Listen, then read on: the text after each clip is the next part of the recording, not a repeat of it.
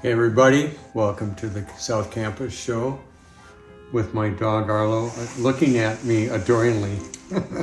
He just had dinner, he's happy. Happy dog, that's why he's like this today. Hey, our guest today is Ian Parzyck, who's a teacher at Holy Family Catholic High School. We're going to hear a little bit more about his story, but welcome, Ian. Thanks, Father. Nice to have you with us. And a couple of, first of all, I know you are a Wisconsin guy, are you? Mm-hmm. Okay. What town? I grew up in Colfax, Wisconsin, which is a small town of about 1,100 people between like Menominee and Eau Claire. So I grew up in a small little teeny town. South of Eau Claire, north of Menominee. No, like east of Menominee, west of Eau Claire, kind of like smack dab in the middle. Got it. Yep.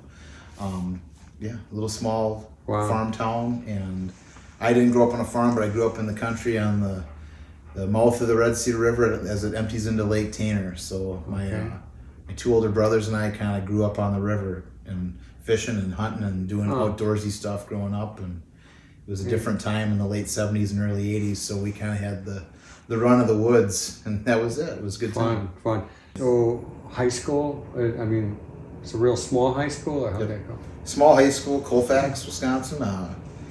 Graduated with the class I think it was about 65 people in my class, so pretty small.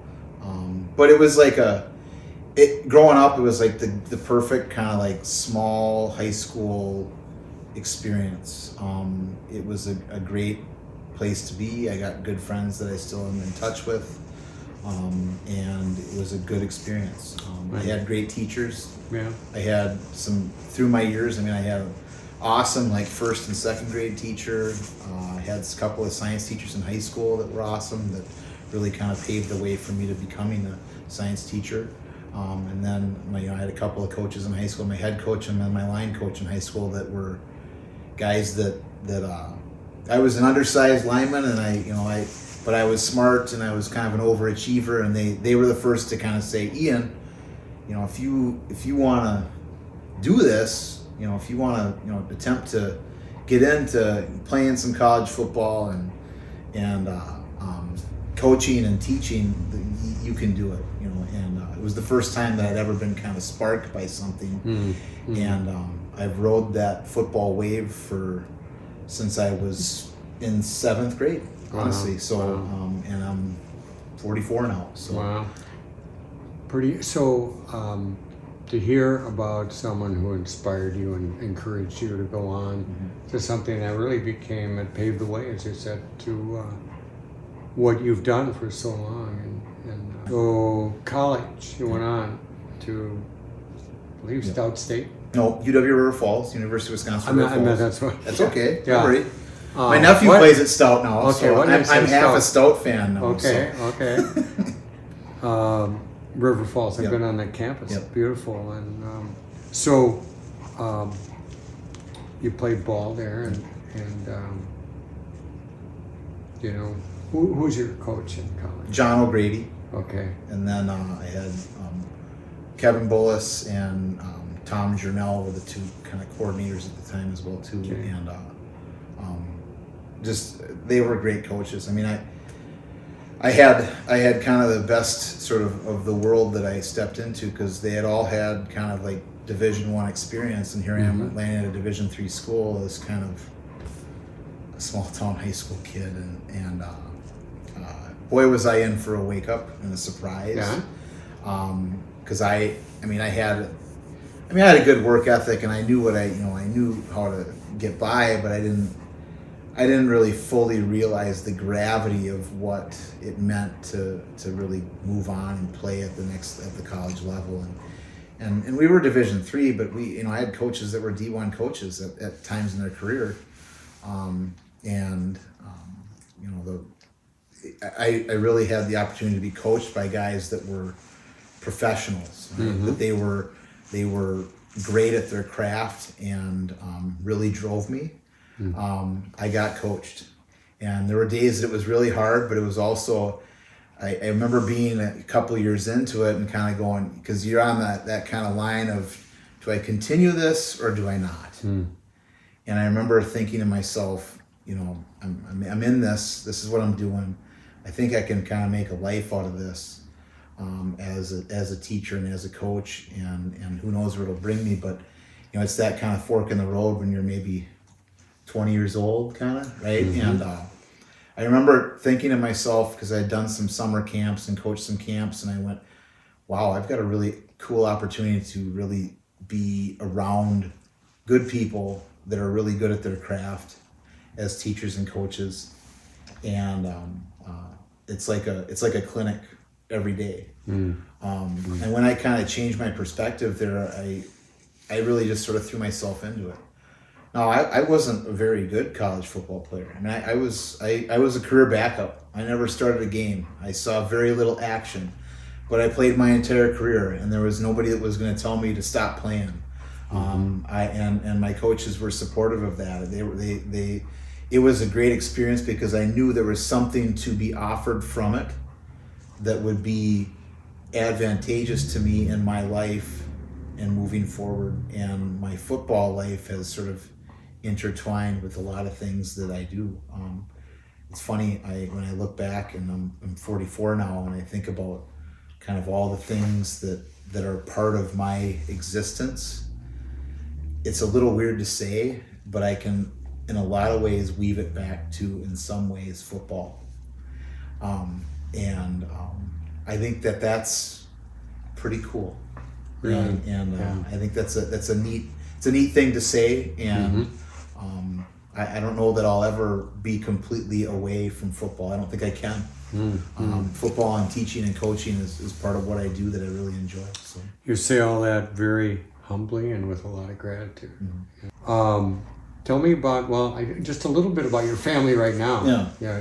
My mom and dad are still around. They're still alive. My dad has had some health problems in the last year or so.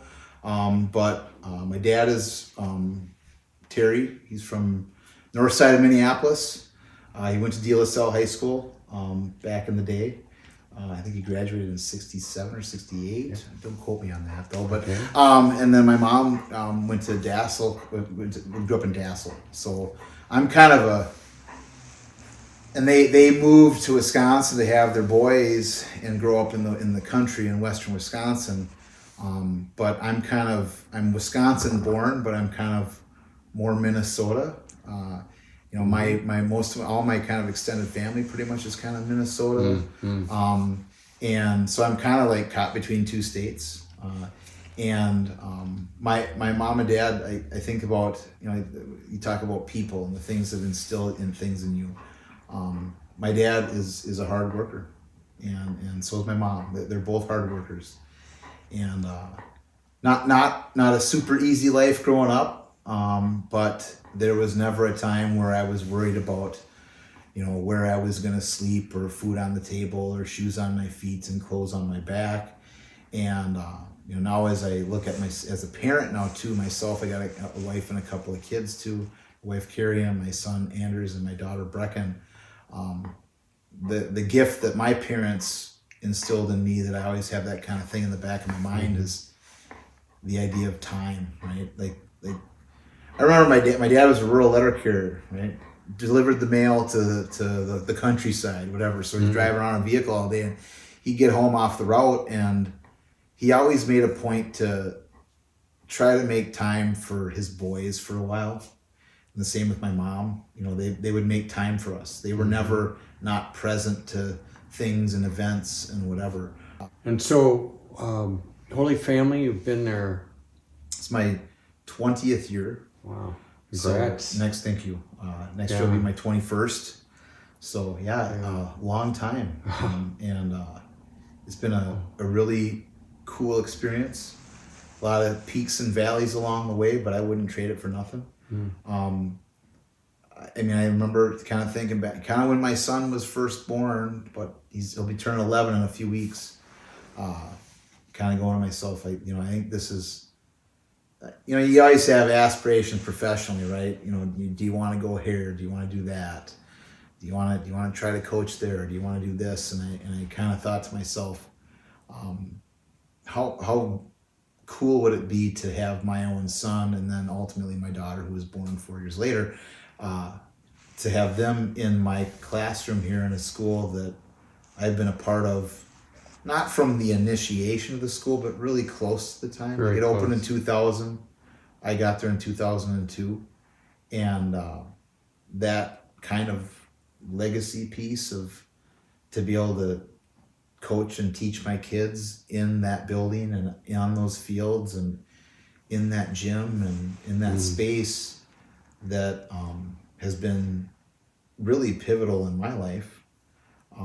So I want to share that with my kids. And I thought I'm not going anywhere. This is where I need to be. So Beautiful. And there's, I think as a parent, as a dad, something incredibly special about having that opportunity, which is really rare, you know, to be their dad and have them in the school environment that you feel really good about. Just about the Holy Family experience, the Catholic high school experience, what is it that energizes you about that school that you're saying, no, I'm staying here. This is, I'm gonna go the distance. yeah. Again, you know, I thought about that while coming over here today too, and it always for me, it comes down to the people that I get to interact with and be around and work with, and you know how it is in anybody's life.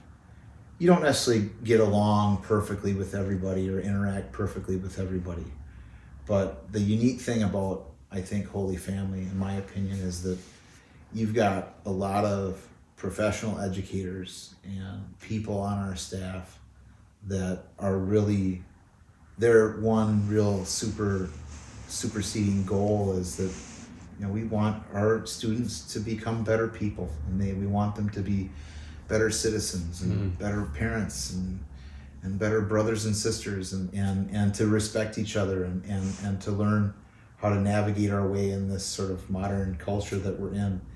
And there isn't a feeling in my mind that there's anybody that's really counter to that, right? I feel like there's a forward movement within what we do at Holy Family, and we got awesome students. I mean, I am, you know, I get to teach kids that are not only embracing the challenge, but then will push you as a teacher as well.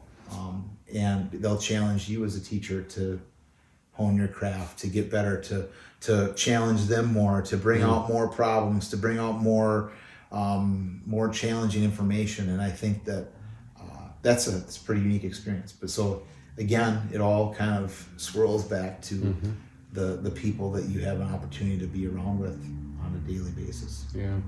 On the more personal side, Coach Ian, you know, with became Catholic, baptized at Easter Vigil. What was your story that brought you there to the pool Saturday night a week ago? Yeah, that's again, it's really cool. Like, it's funny. Like, one of my teaching associates at Holy Family kind of asked me, you know, hey, you know, I mean, was this something that just kind of out of the blue, or was it? And honestly, I told him, I said, I've been thinking about this for 5 or 6 years now. You know, and I don't know totally what maybe put it over the top, but I know that it's for sure, number one, my relationship with you. And I said that to you flat out when I said, I want to do this, and this is important to me, and I don't know what I'm doing, but can you help me out, Father Bob? And I have such a really respect for you and what you do and the message that you offer to people, and how you yourself have had your bumps in the road, but you don't let it stop you. And that showed me something about this faith and who we are and what we do that struck a chord with me. And then, you know, it's funny, I think back when I asked you, right, we were walking off the field at Albany High School last fall, and it was my first game as the head coach at Holy Family. And we were talking, and And I've been thinking about times where how do I kind of introduce this conversation to Father Bob or whatever, and how do I go about this? Should I just call him? Should I send? I don't know, right? But it was a little strange, but it was also, I think, a little fitting. Where I think in your life you are guided by moments. Mm-hmm. I looked over; it's pouring rain, and I had injured like my left foot in the game, and I'm like limping and walking, Mm-hmm. and we had gotten beat, and I looked over, and there's Father Bob, and it was like you and I were the only two people on the field basically. Everybody else had kind of shuffled off the field, Mm-hmm. and we started talking. I said, Father Bob, I want to become Catholic. I want to go through the whole process. What do I need to do? And you said, all right, Ian, let's do this. And that was a pretty cool moment. Yeah, it's a great story. Yeah. I do remember that, and it was pouring rain. It was miserable out. It was. Oh my gosh! But there have been things I've kind of planned, but I so relate what you're doing. All of a sudden you're going, no, it's now. Now is my time. Yeah. This is the opportunity, and I kind of trust the Spirit on all that, and you did that. And it was kind of like after a football game, this isn't about football. This is about something else. Yeah. But it's the right time. Yeah. And wow, that's a great story. And as you have mentored students along the years of people, and you've had your own. If what I hear in that, if I, without knowing it, was doing that, and that's a good thing. Mm-hmm. And I'm humbled to hear that, but really gratifying for me to know. Wow, we do impact each other with our lives just by being who we are, and help each other along in that way. That's great. But you do it well, and we cannot end our time here, folks, without first having a question from the Magic Cat. I don't know if this was in the script or not. Take a shot at that, Ian. See what you got. Ooh, are you a risk taker? Why or why not? That's a kind of a loaded question. Well, you've been talking about it here. No, I would definitely categorize myself as a risk taker. I think anytime that you're willing to stick your neck out in front of people and in situations where where people keep score and where people care about things and the outcome is important to people, there's a risk involved in that, right? But I also kind of pride myself on not just being a risk taker. I mean, I'm not going to just roll the dice, right? I'm going to plan, and I'm going to calculate, and I'm going to communicate and develop a background to be able to walk into that risk. Mm-hmm. Otherwise, I think you're setting yourself up for some failure or some pretty bad situations. So. Yeah. Well. You've done that well. I mean, it's the we're going to go out there and we don't know how it's going to be on the field or whatever, and we might be the underdog, but you know what? We're going to work like heck, and we're going to prepare, and we're going to do our best, and we're going to see what happens. Nope. And that's the unknown, but let's meet that challenge, and that's kind of what you've talked about now, and for your own life and in the coaching field and teaching, and done it well. And I'm just I really appreciate our conversation today. No, I do too. It's like I said, I've gotten to know you really well this last. I mean, what has it been? 15, 7, I don't know, something like that. Yeah. 15 years or so, and like I said, I respect the way that you have, like I said, dealt with your bumps in the road, but you keep on moving along. And I don't know that people always understand that, and I think that I've drawn from that, and I'm valuable to know you, and I'm glad that you said, Ian, let's do this, and wow. It's good. Well, likewise, Ian. Thanks so much, and thank you for taking the risk to come into the house and sit here with Arlo and This is an easy risk to take, so chat a bit. Thank you, Ian, so much.